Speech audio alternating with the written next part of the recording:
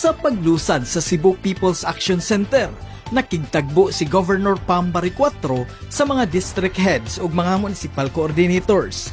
Gipasabot ni Governor Pam Barriquatro nga gikinahanglan sa Cebu People's Action Center ang mga tawo nga tinuod mo serbisyo aron mahatagan og katumanan ang pagsulbad sa mga problema nga angayan tabangan.